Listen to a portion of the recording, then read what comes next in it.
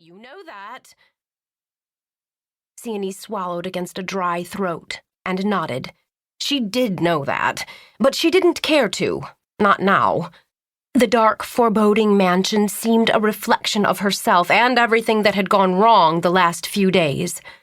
Perhaps she had jinxed herself last night when she had gathered all the paper she could find in the hotel and burned it, sheet by sheet, in the fireplace while Magician Emery consulted a map in the receiving hall. Or perhaps Magician Thane was proof that Ceony's imagination needed a great deal of expanding. Ceony bit down a sigh.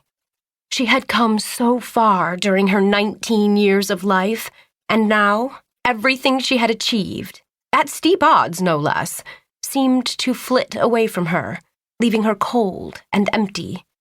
All her aspirations were now to filter down to simple paper. Ceony would spend the rest of her days writing ledgers and reading outdated books, her only cheer in life, penning letters home that would open themselves upon arrival. Of all the materials Magician Emery could have chosen, glass, metal, plastic, even rubber, she had chosen paper. Magician Emery obviously did not realize that the reason folding had become a dying art was because the skills it enabled were so completely useless. Refusing to be pulled along like a schoolgirl, Ceony straightened her back and trudged up the lane toward the gates. The fence itself was little more than spears shoved into the ground butt first and tied together with barbed wire.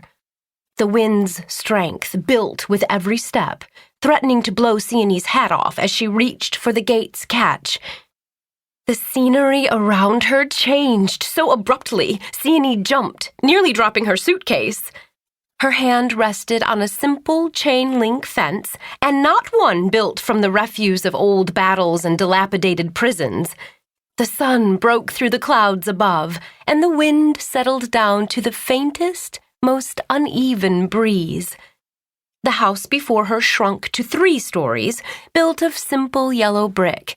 The shutters, all open, were white, and the porch looked sturdy enough for an entire team of horses to prance upon. Ceony lifted her hand, wide eyes taking in the transformation.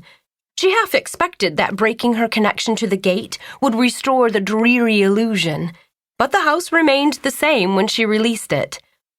The path to the door was unpaved, but an array of red, violet, and yellow tulips lined it instead of jagged rocks. Blinking, Ceony unlatched the gate and stepped closer. Not tulips. At least not real ones. Every flower in the yard looked to be crafted of folded paper, each blossom perfectly creased. The buds appeared real, so much so that when a cloud passed over the afternoon sun, they all closed their petals ever so slightly, like flowers trying too hard to be flowers. With a quick glance, Ceony noticed the strips of paper hanging from the chain-link fence, and beyond them, whole sheets of paper taller than any person and wider than the buggy that had brought her here. An illusion. Ceony recalled attending a lecture on espionage at the school last winter, and the speaker had mentioned using paper dolls to mask one's appearance.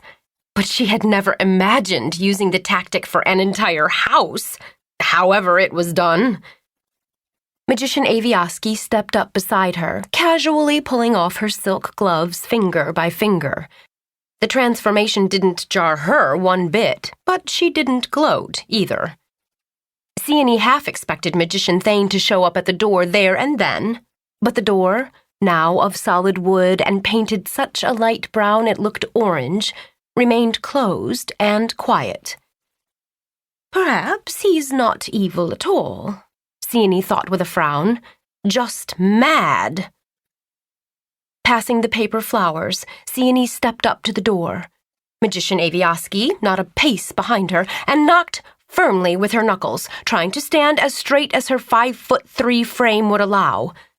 She absently touched her hair, which was the color of uncooked yams, and hung over her left shoulder in a loose braid. She had